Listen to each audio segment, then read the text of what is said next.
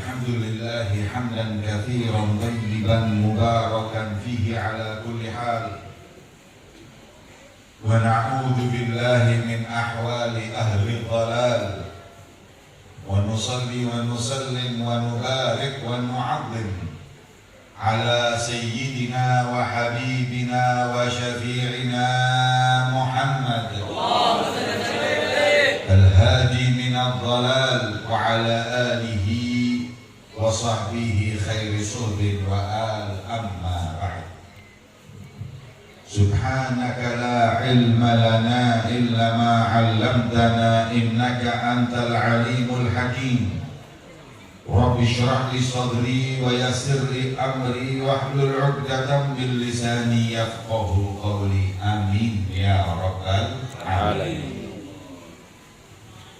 Yang saya muliakan dan saya hormati segenap para alim, para ulama, para habaib, para kiai, para tuan guru, para tokoh masyarakat, para pejabat pemerintah yang hadir, baik sipil, militer maupun Polri.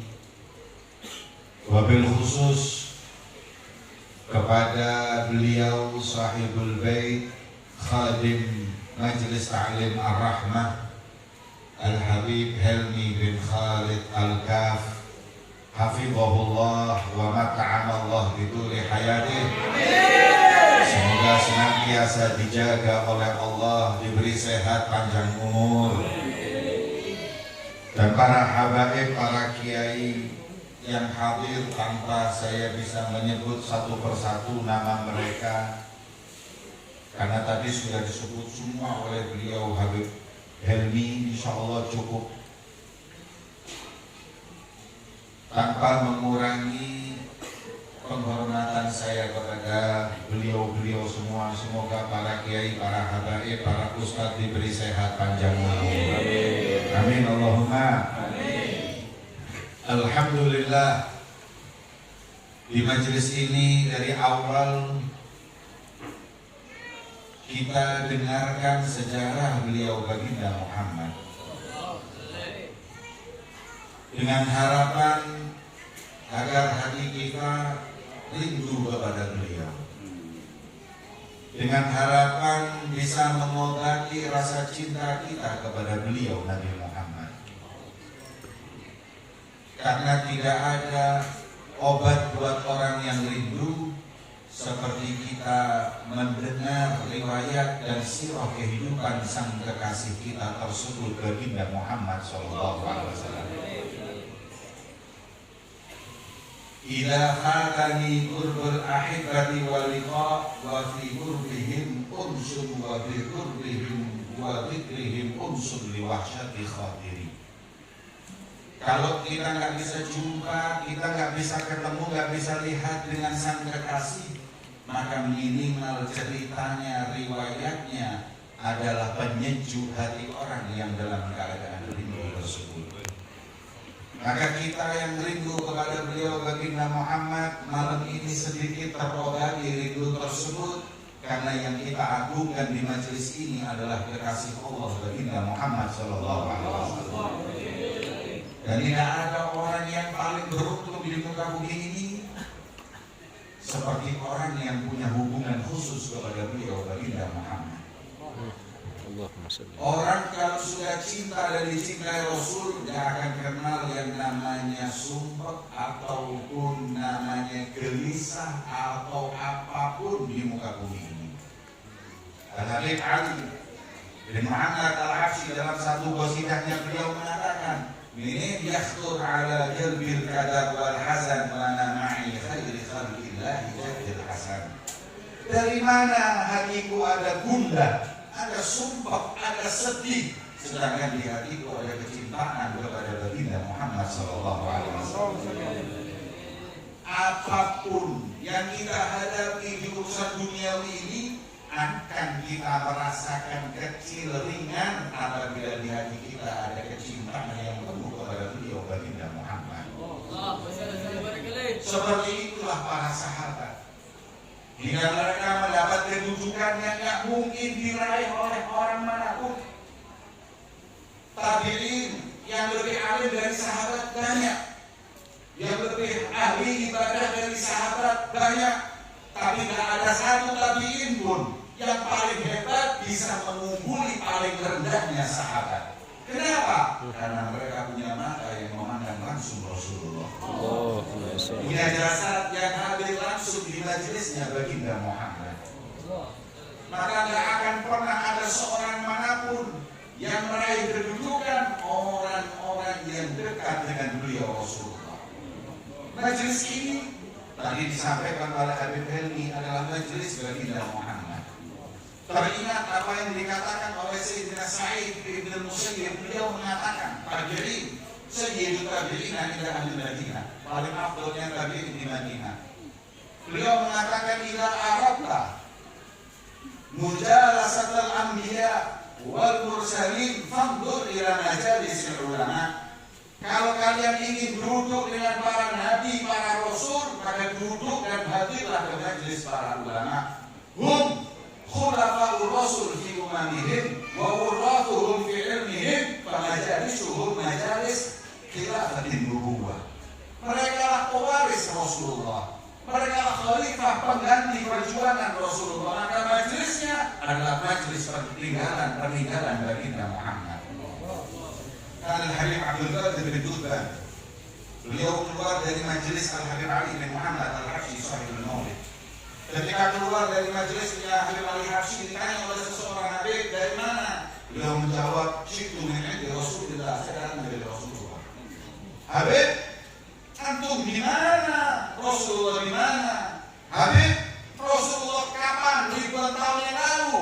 Habib baru sekarang mengatakan datang dari Rasulullah. Beliau mengatakan, saya baru hadir dari majelis yang di situ ada sejarah Rasulullah, di situ ada ilmu Rasulullah. Bukankah majelis yang di situ ada nama Nabi dan warisan Nabi Muhammad adalah majelisnya baginda Muhammad? Saya tidak datang di majelisnya Ali Habsyi. Malam ini saya tidak datang di majelisnya Habib Helmi. Saya datang dari majelisnya baginda Muhammad.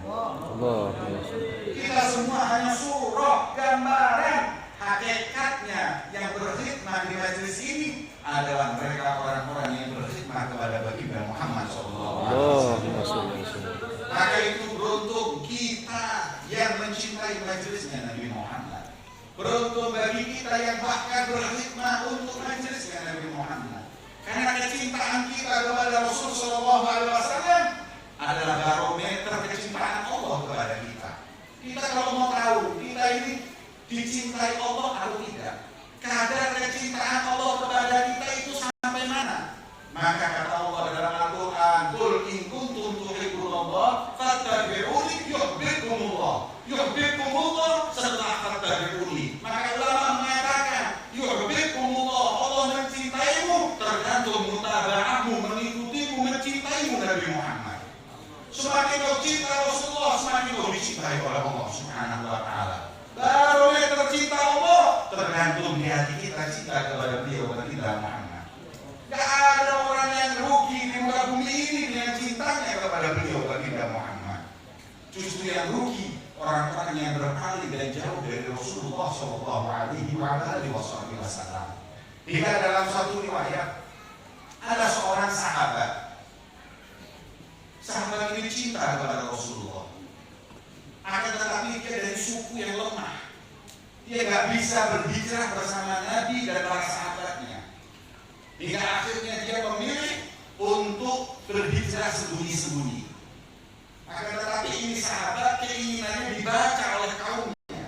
Dan kalau apabila ketahuan kaumnya bisa dibunuh, bisa disiksa. Hingga akhirnya Rasulullah berhijrah, para sahabat berhijrah, baru ini sahabat malam-malam dia keluar bawa ontanya, dia bawa makanan, dia bawa bekalnya, semua perhiasannya dibawa sama ini sahabat. Malam-malam hadirin jam 12 malam keluar dari rumahnya, lari dari rumahnya mau berhijrah ke Madinah bersama Rasulullah. Akan tetapi ketika keluar dari kota Makkah, kaumnya sudah membaca. Gak tahu dari cegat di pintu Makkah. Mau kemana? Udah tahu kepalan basah. Akhirnya mengatakan, izinkan aku, lepaskan aku ingin ikut hijrah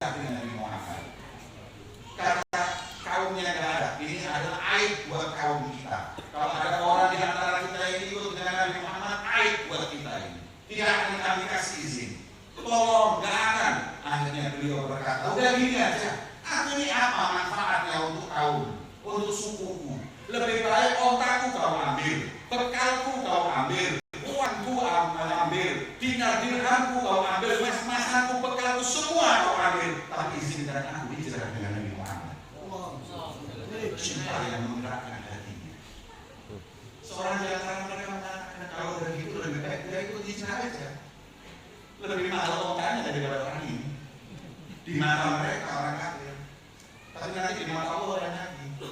Karena gitu ya. Iya udah, biarin aja dia lepasin, sisain 2 kain, satu nutup aurat yang bawah, satu nutup aurat yang atas, udah biar jalan. Mau mati tengah jalan biar. Karena dia setuju apa yang dikatakan temanmu. Biarkan saya hanya walaupun dengan 2 kain, yang penting saya hijrah bersama Muhammad.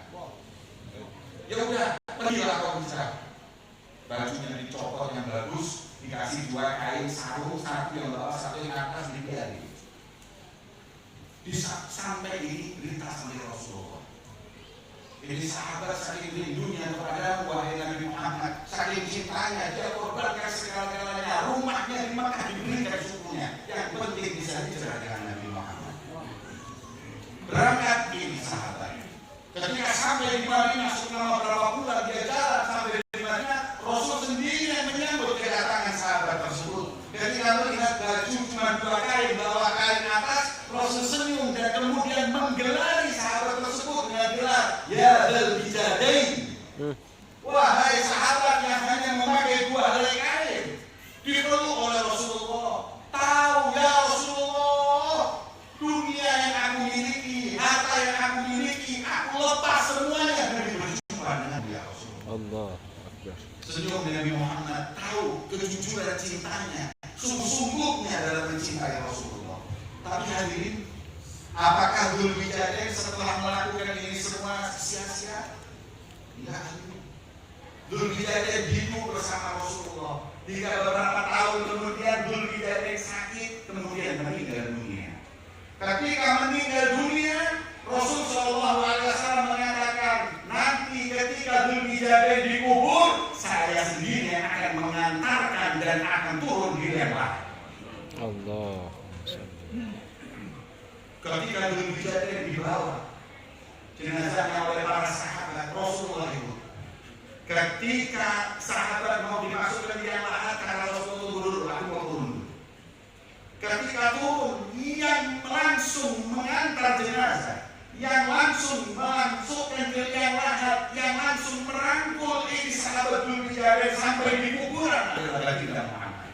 Kata sahabat di sini, Allah, Dzul Bijadain beruntung karena yang langsung menyentuh kulitnya ketika dikubur adalah beliau Nabi Muhammad. Kemudian diletakkan di kubur, ditutup, didoain oleh Rasulullah. Kata sahabat, ya laitani makanu, coba aku yang jadi Dzul Bijadain. Mati sekarang nggak apa-apa, asal Rasulullah yang turun ke liang lahat dan langsung menyentuh jasadnya yang mulia. Allahumma sholli alaihi. Sudah hadirin, ini kemuliaan nggak bisa digerakkan.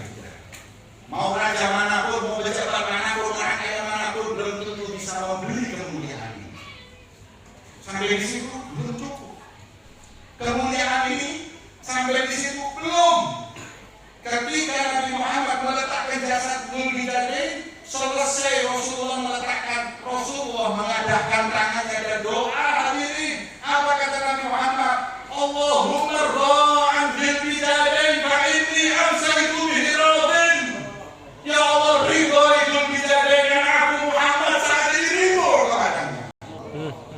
Hadirin, demi Allah, Dzul Bijadain kalau lebih cinta mas-masannya dari Nabi Muhammad malam tersebut, lebih cinta rumahnya dari Nabi Muhammad malam tersebut, lebih cinta kendaraannya dari Nabi Muhammad di malam tersebut, gak akan mendapat kedudukan yang mulia ini.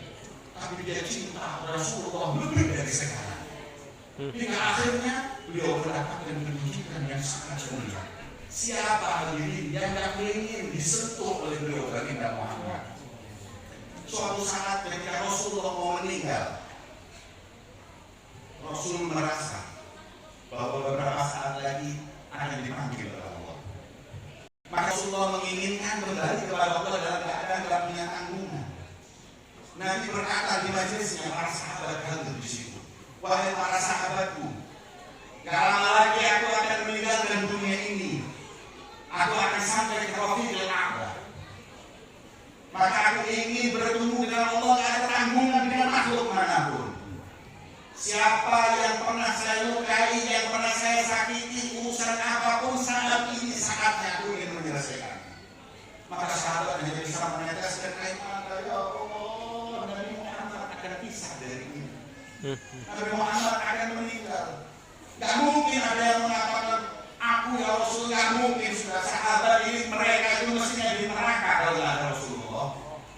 Mereka gak akan dapat kemuliaan tanpa Nabi Muhammad. Maka mereka tidak ada satu pun yang bergeming. Maka ada satu di antara mereka yang mewujudkan anak ya Rasulullah. Sahabat langsung melihat sahabat itu. Namanya Ukasha. Tega.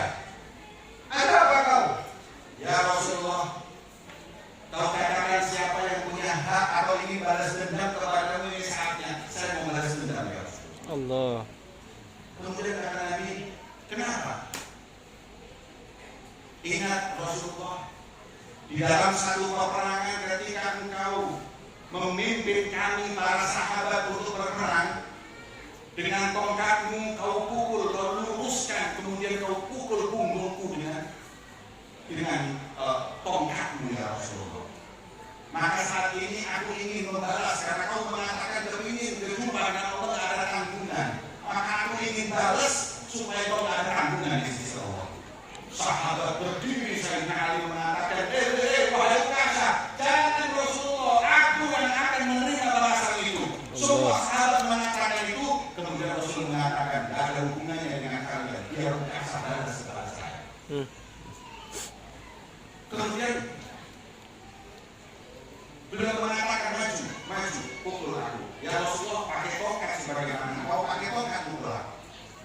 Kemudian Sayyidina Ali dipanggil, wahai Ali, ambil tongkat di Fatimah putriku. Sayyidina Ali datang ke Sayyidina Fatimah, tongkat Rasulullah mana? Mau diambil karena ada seperti ini. Nangis Sayyidina Fatimah, kejamnya Ukasha ingin membalas Nabi Muhammad. Apa enggak tahu jasanya Rasulullah? Enggak tahu, ini perintahnya Rasulullah. Akhirnya diambil tongkat tersebut. Mas, datang ini Ukasha datang ke Rasulullah. Sahabat semua enggak ada yang berani lihat, menundukkan kepala, ya Rasulullah. Kami enggak tega, seorang yang menyentuhmu kami enggak tega. Ukasha kau kejam. Semua enggak ada yang berani lihat, menundukkan kepala. Ukasha berkata lagi, ya Rasulullah, kau pukul aku dalam keadaan aku telanjang badan. Sekarang aku ingin pukul dalam keadaan kau tidak berbaju. Maka dibukalah baju Rasulullah. Ketika dibuka baju Rasulullah, dalam riwayat disebutkan punggung Rasulullah ketika nampak di antara para hadirin seperti matahari yang bersinar baju. Kemudian Ukasha mengambil tongkat tersebut dan mengangkatnya seakan-akan ingin memukulnya. Sahabat berteriak, ya Allah, Ukasha jangan, Ukasha jangan. Rasulullah menyiapkan punggungnya dan Ukasha mengangkat tongkatnya, tapi ketika diangkat dilempar oleh Ukasha dan dipeluk punggung Nabi Muhammad. Setelah dipeluk beliau mengatakan, ya Rasulullah, fidaka abi umri, tebusanku bapak ibuku. Mana mungkin aku melukai ibu ya Rasulullah, tapi aku sadar dari kata-katamu bahwa akan meninggalkan dunia yang mana ini. Aku ingin di akhir hidupku kulitku bersentuhan dengan kulitmu ya Rasulullah. Kemudian Rasul senyum dan berkata kepada Ukasha, wahai Ukasha, kulitmu yang bersentuhan dengan kulitmu akan disentuh api neraka Allah. Bukan cuma kulit, tapi cinta Ukasha kepada baginda Muhammad SAW. Seperti itu para sahabat dahulu mencintai Rasulullah. Tidak ada di antara mereka yang rugi dengan kecintaannya kepada beliau baginda Muhammad. Diteruskan oleh para tabi'in, diteruskan para aulia, bagaimana hati mereka penuh dengan kecintaan kepada beliau baginda Muhammad SAW. Sampai pada tabi'in hadirin, mendidik anak-anaknya cinta kepada Rasulullah. Hingga dalam riwayat disebutkan para tabi'in menalin anaknya kepada Rasulullah seperti ngajari Fatihah, surat Fatihah. Bagaimana seringnya diulang-ulang cerita Nabi Muhammad. Jika para tabi'in adalah kaum kedua yang cinta kepada Nabi Muhammad. Dalam suatu riwayat disebutkan ada seorang tabi'in umurnya masih 14 tahun mau ikut perang. Katanya para sahabat usia masih terlalu muda, 14 belum siap untuk perang, mati. Maka anak umur 14 tahun ini tidak bisa tidur, semalaman menangis. Orang tua merengek kepada bapak ibunya berkata, wahai bapak ibu, saya ingin jihad di jalan Allah, kenapa mencegahku? Katanya bapaknya, kau masih kecil, nanti 2 tahun lagi insya Allah kau hidup berperang. Nangis kepada ibunya, ibunya tersentuh berkata kepada bapaknya, udah bapak, tidak apa-apa, dia kuat, insya Allah bisa bunuh orang kafir. Kalau seperti itu ya udah, kalau ibunya ridho, dia akan berangkat. Akhirnya diizinkan bapaknya datang ke Khalifah Sayyidina Abu Bakar. Wahai Sayyidina Abu Bakar, izinkan anak buahku yang jamin. Ya nggak apa-apa, kalau kau yang jamin tidak apa-apa. Oh ibunya ridho, itu udah berangkat perang. Senang dia. Kapan perang? Besok. Besoknya, ketika mau berangkat perang sama bapaknya, si anak mau meluk ibunya sambil mengatakan dengan ibunya, Ummi, ibuku, ini sushibtu karena amat membandingin salam bagi Rasulullah. Ibu, kalau sampai aku ini mati nanti di medan perang, ruhku berjumpa ruh Nabi Muhammad, kau tidak kirim salam nanti kepada Rasulullah. Allah. Kemudian ibunya, kenapa kau berpikir seperti itu, wahai anakku, wahai ibuku? Tiap hari ayah cerita Rasulullah, tiap hari engkau ibuku cerita Rasulullah. Timbul dalam hatiku kerinduan kepada Nabi yang tak akan pernah aku berjumpa sebagaimana kalian berjumpa Rasulullah, kecuali ketika aku mati syahid, rohku berjumpa Nabi Muhammad. Maka rindu itulah yang membuat aku ini mati di dalam Allah hingga aku bisa berjumpa dengan Nabi Muhammad. Ya, jadi sahabat umurnya 12-14 tahun sudah cinta mati rindu ingin berjumpa Nabi Muhammad. Anak kita 14 tahun rindunya sama siapa? Anak kita 16 tahun idolanya siapa hadirin? Anak kita umur 17 tahun siapa yang ingin untuk ditemuinya? Nabi Muhammad? Apa artis Korea? Apa artis yang kafir yang seumur hidup karena sujud sama Allah? Atau pemain bola yang mereka tidak kenal Allah dan Rasulnya? Bagaimana kita nanti di hadapan Allah ketika dipertanyakan apa yang sudah kau lakukan untuk membuat kecintaan Nabi Muhammad kepada anakmu? Rasul sallallahu alaihi wasallam beliau bersabda, "Adibu auladakum ala thalathi khisal aw ala hukmi thalathin." Didik anak kalian cinta 3 hal. Yang pertama adalah hukmi Nabi, cinta Nabi Muhammad. Ini tugas kita saat ini. Bagaimana kita mendidik anak-anak kita cinta Rasulullah? Di majelis mana anak kita kenal Nabi Muhammad kalau bukan di majelis yang kita hadiri, di majelis yang mulia? Demi Allah, majelis Ar-Rahmah, majelis Ar-Ridwan, dan majelis maulid yang lainnya tidak didirikan kecuali untuk menambah kecintaan umat Nabi Muhammad kepada Allah.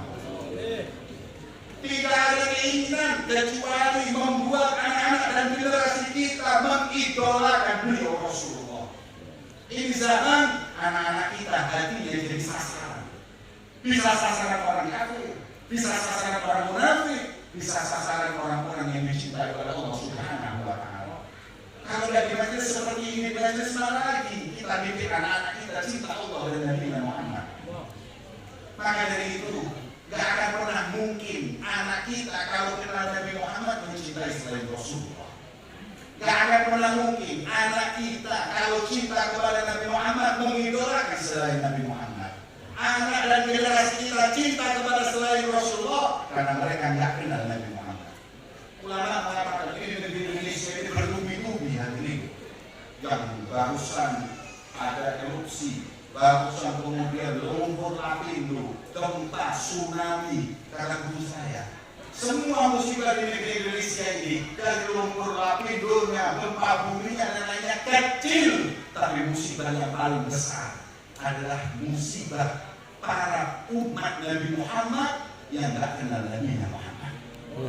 Anak-anak kita yang tidak mengidolakan Rasulullah. Demi Allah itu musibah rutin, abon ini musibah di dunia. Musibah agama jauh lebih besar daripada musibah dunia. Ini musibah kecil dibanding anak-anak kita. Hatinya direnggut kecintaan kepada selain Allah dan Nabi Muhammad SAW.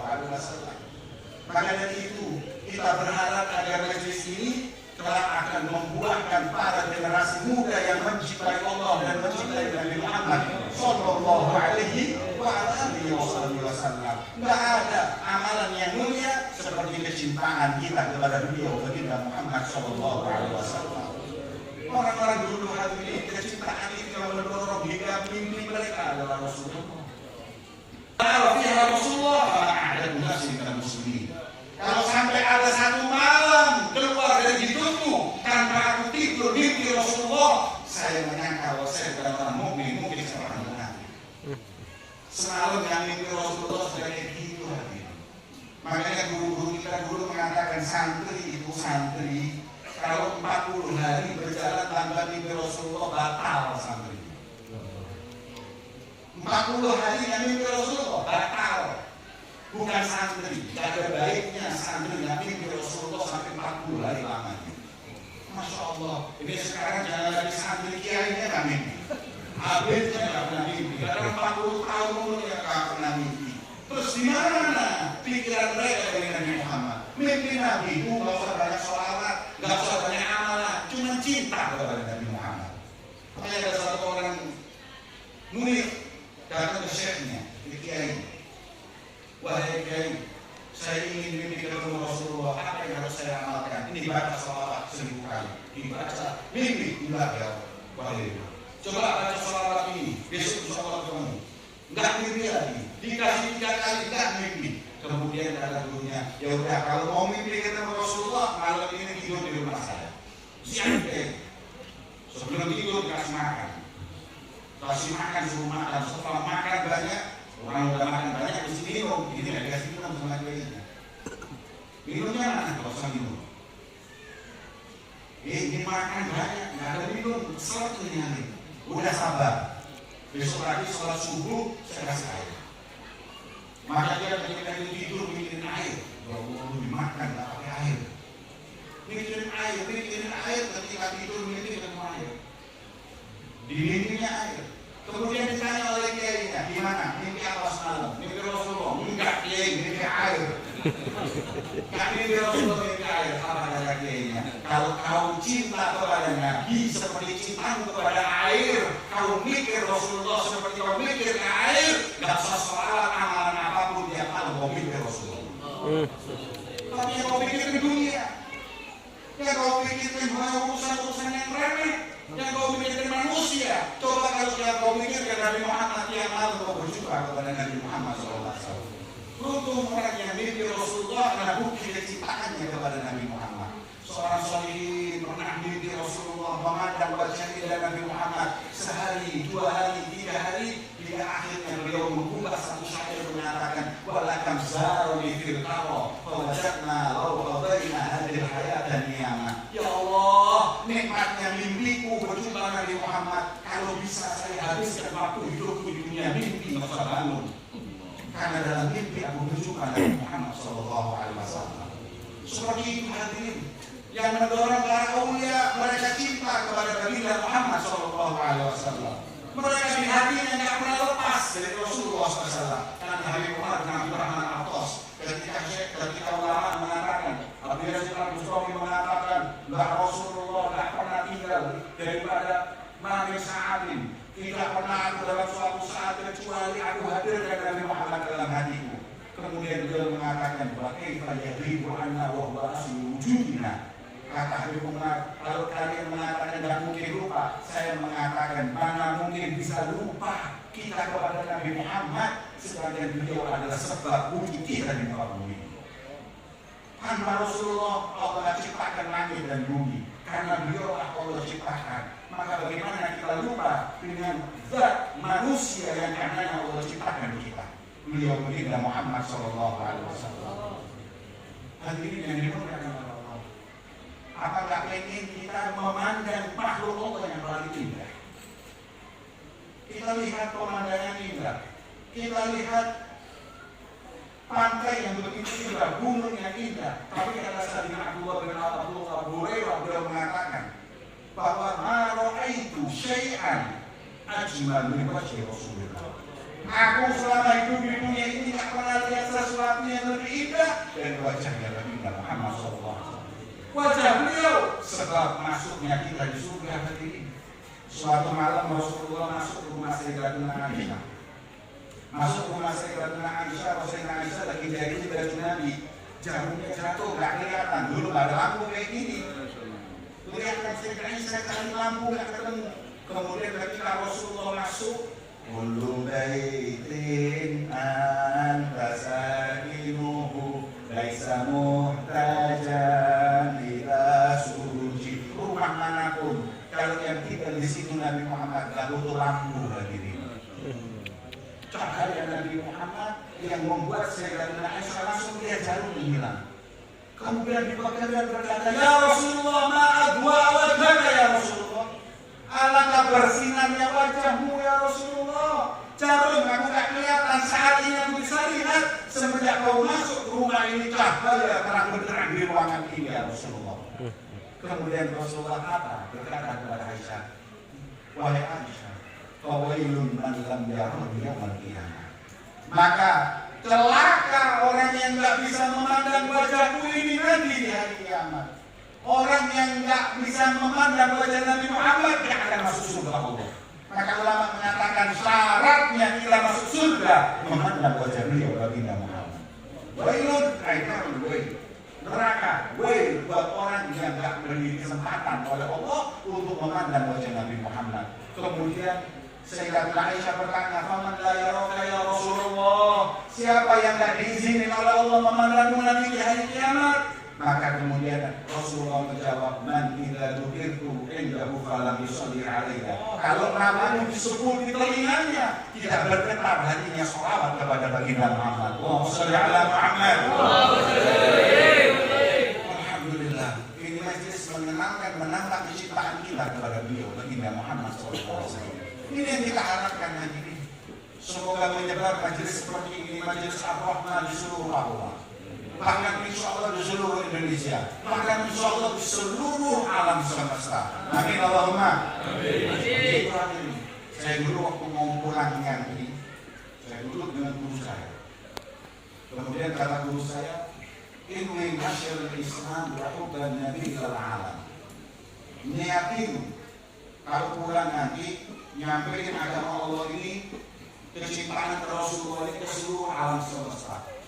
Saya ngomong amin, amin sambil tidak pede. Kita ini kalau dakwah di kampung itu alhamdulillah.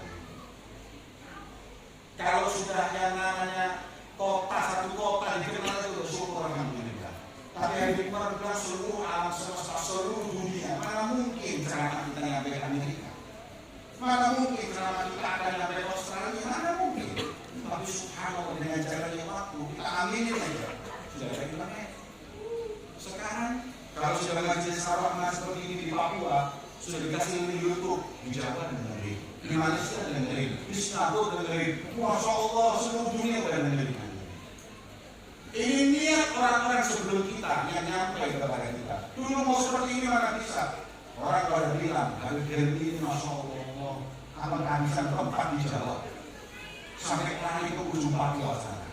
Tapi subhanallah, beliau ada di Papua, majelisnya sampai ke Jawa, majelisnya sampai ke seluruh dunia. Kenapa? Niatnya para orang-orang sebelum kita, niatnya dakwahnya nyambung ke seluruh dunia. Masya Allah. Maka itu majelis kita, majelis mengenalkan cinta ke Rasulullah. Orang kalau sudah cinta sama Nabi, langkah keduanya meniru Rasulullah. Orang kalau sudah cinta sama Nabi, Masya Allah, hadirin tidak malu mirip dengan Nabi Muhammad. Anak-anak muda yang sudah cinta sama Nabi, pakai baju, pakai kain koko ini, pakai baju koko, pakai sarung, datang ke jalan Allah. Jangan takut. Ini kadang-kadang kita umat Islam pakai gamis mau masuk normal, tidak enak. Justru mereka yang alhamdulillah pakai baju yang setengah telanjang saja nggak malu lagi.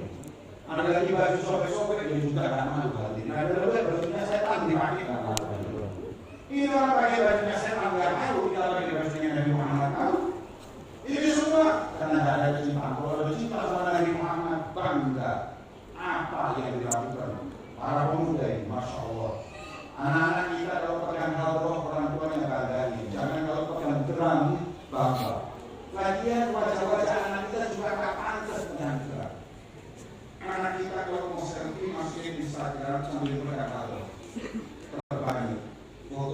selfie, masukin Instagram, matching, wajah sama rebananya matching. Yang kurus-kurus, yang dulu-dulu konektor. Pantas. Kalau kalian mau pakai sticknya terang, terus foto ditaruh di Instagram, kalau boleh pantas. Kalau Anda lagi seperti itu, sudah jual mansip. Kalau menjual mansip, udah gak pantas. Kita ini pantasnya niru Nabi Muhammad. Kita ini pantasnya mencontoh Rasulullah SAW. Dengan kopiah kita pakai. Masya Allah, ini adalah syiar Islam yang